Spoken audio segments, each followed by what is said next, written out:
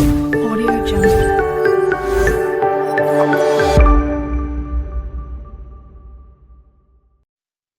అందరికీ బతుకమ్మ శుభాకాంక్షలు. బతుకమ్మ మన తెలంగాణ పండుగ, మన తెలంగాణ సంప్రదాయం, మన తెలంగాణ సౌభాగ్యం. బతుకమ్మ పూల పండుగ, పూలలాంటి సుకుమారమైన మన ఆడపడుచుల పండుగ. ప్రకృతిలోని పూలను ఆడపడుచులు అమ్మవారిగా భావించి నవ విధములుగా చూసి తరించి ఆరాధించిన పండుగ మన బతుకమ్మ పండుగ. ఆచరించిన ఆడపడుచులకు ఆయుష్ పండుగ, ఆయుష్నిచ్చే పండుగ బతుకమ్మ పండుగ. ఒక్క తెలంగాణకు మాత్రమే సొంతమైన ఈ బతుకమ్మ పండుగ తెలంగాణ ఆవిర్భవించిన తర్వాత నేడు దేశవ్యాప్తంగా కాకుండా ఖండాంతరములుగా విస్తరించింది.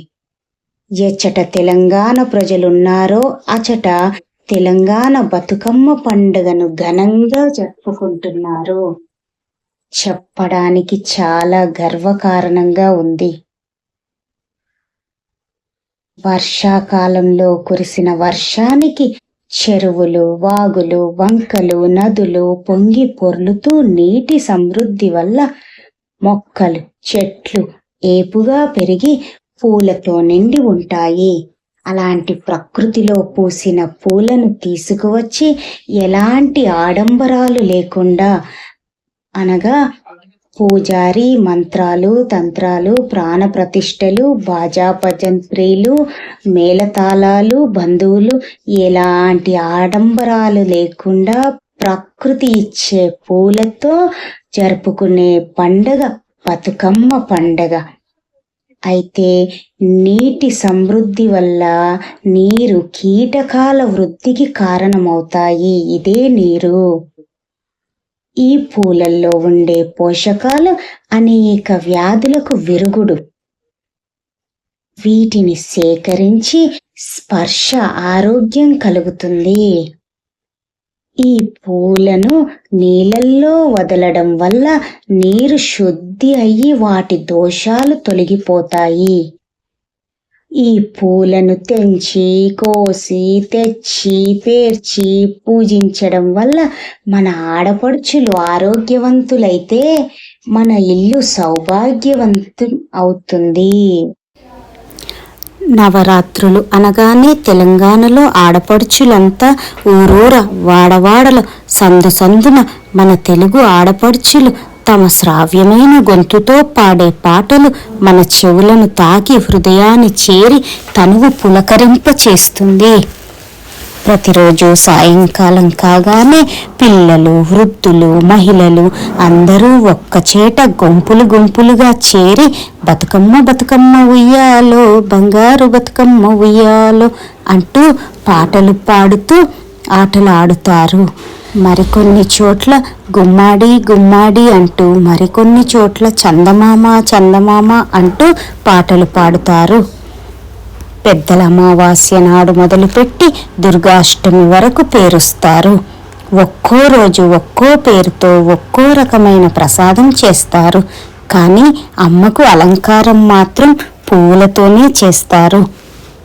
ఎటువంటి ఆడంబరాలు లేకుండా, ఎటువంటి ఖర్చు లేకుండా ప్రకృతిలో దొరికే పూలతోనే, అనగా పురోహితుడు మంత్రాలు, ప్రాణ ప్రతిష్ఠ, బాజా భజంత్రీలు, మేళతాళాలు అలాంటిది ఎలాంటి ఖర్చు లేకుండా ప్రకృతిలో దొరికే పూలతోని బతుకమ్మను పేరుస్తారు.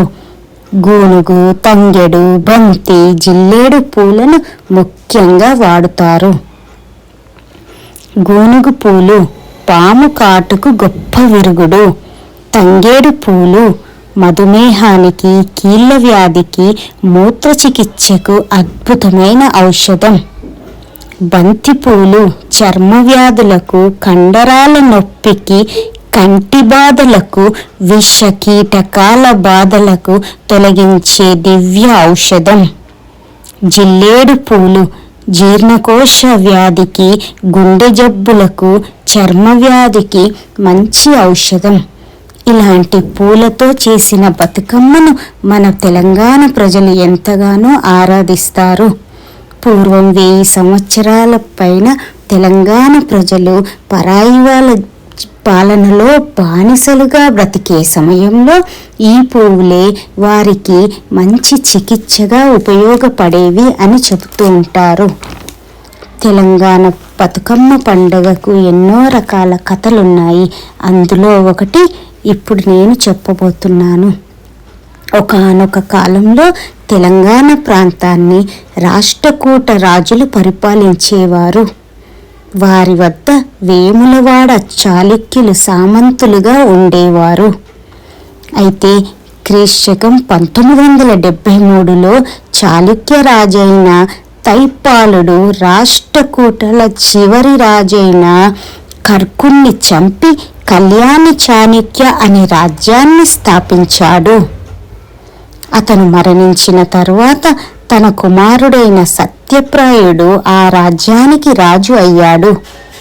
అప్పటి వేములవాడలో ప్రసిద్ధి చెందిన రాజరాజేశ్వరి దేవాలయం ఉండేది. ప్రజలందరూ ఆ దేవుడికి ఎంతో భక్తిగా పూజలు జరిపేవారు. చోళరాజు అయిన పరాంతక సుందర రాజుకు ఒక మగబిడ్డ జన్మించాడు. ఆ బిడ్డకు రాజరాజ అనే నామకరణం చేశాడు. వేములవాడ రాజరాజేశ్వరుడు చోళరాజు తన బిడ్డకు కూడా రాజరాజ అన్న నామకరణం చేశాడు. దాని తరువాత క్రీశకం 985 నుంచి 1014 వరకు రాజరాజ చోళుడు ఆ రాజ్యాన్ని పరిపాలించేవాడు. అతని తరువాత వచ్చిన రాజేంద్ర చోళుడు కళ్యాణి చాళుక్య రాజైన సత్యాశ్రయుని యుద్ధంలో ఓడించి వేములవాడలో ఉన్న రాజేశ్వర దేవాలయాన్ని కూల్చేశాడు. ఆ ఆలయంలో ఉన్న భారీ శివలింగాన్ని తన తండ్రికి బహుమతిగా ఇచ్చాడు. అయితే ఆ శివలింగాన్ని వేములవాడ నుంచి తీసుకువెళ్ళి తమిళనాడులోని తంజావూరులో బృహదీశ్వరాలయంలో ప్రతిష్ఠించడం జరిగింది. ఇది తెలంగాణ ప్రజలకు తీరని శోకంలో మునిగిపోయారు. తెలంగాణ ప్రజలు జరిగిన బాధకు, వాళ్ళకు జరిగిన అన్యాయానికి ఈ బాధను జీర్ణించుకోలేకపోయారు. బృహదమ్మ అనగా పార్వతీదేవి, శివుడి భార్య పార్వతీదేవి ఆది దంపతులు. బృహదమ్మ శివుడి నుంచి వేరు చేసినందుకు ఆమె లేని కారణంగా తెలంగాణ ప్రజలు తమ దుఃఖాన్ని చోళరాజులకు తెలియజేస్తూ మేరు పర్వతంలా పూలను పేర్చి బతుకమ్మ పండుగను ఆనాటి నుంచి ఈనాటి వరకు ఘనంగా జరుపుకుంటున్నారు. మరికొంతమంది బతుకమ్మను మేరు పర్వతంగా పేర్చిస్తే అది శ్రీచక్రంలా ఉందని భావిస్తారు. బతుకమ్మను గౌరమ్మగా భావించి మహిళలందరూ కూడాను బతుకమ్మ పండుగను జరుపుకుంటారు. ఇది మా కాలనీ పురాణాఫుల్, హైదరాబాద్ పురాణాఫుల్లో మా ఏవిఎస్ అనగా ఆర్యవేశ్య సంఘం వారు మహిళలందరము కలిసి బతుకమ్మ సంబరాలను జరుపుకున్నాము.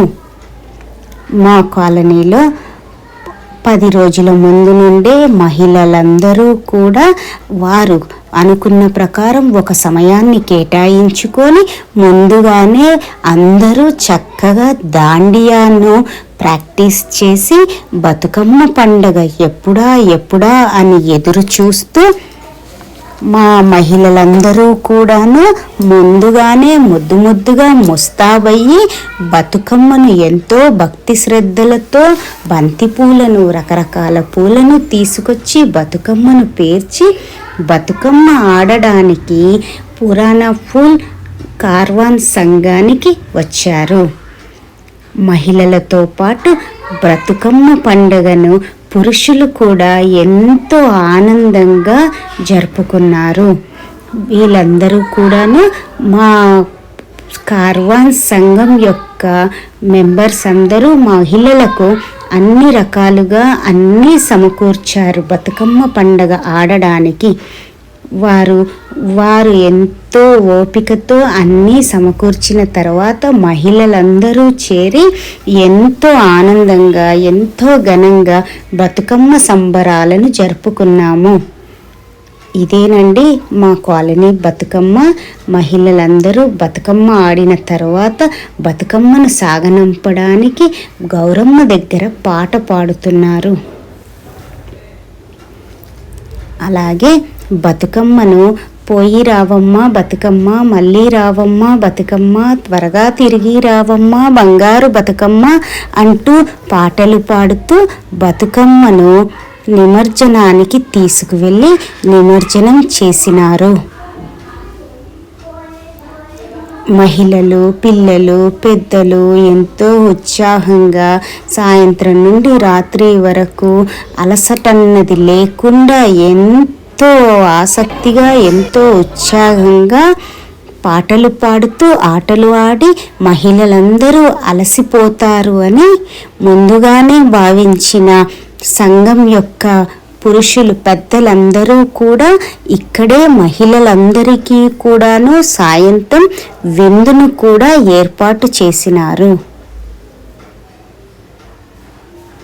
కుల మత వర్ణ వర్గ భేదం లేకుండా తెలంగాణ ప్రజలందరూ జరుపుకునే బతుకమ్మ పండగ అందరికీ మరొక్కసారి బతుకమ్మ పండగ శుభాకాంక్షలు. అంతేకాకుండా మా కార్వాన్ సంఘం నుండి ప్రతి ఒక్క కార్యక్రమం చాలా ఘనంగా జరుపుకుంటాము. ఈ వీడియోలో మీకు నచ్చినట్లయితే కనుక లైక్ చేసి సబ్స్క్రైబ్ చేసుకోగలరు. మరియు నెక్స్ట్ వీడియో కార్తీక వనభోజనాలు చాలా ఘనంగా చాలా మంది కుటుంబ సభ్యులతో చాలా బాగా జరుపుకునే ఉత్సవాన్ని పోస్ట్ చేస్తాము.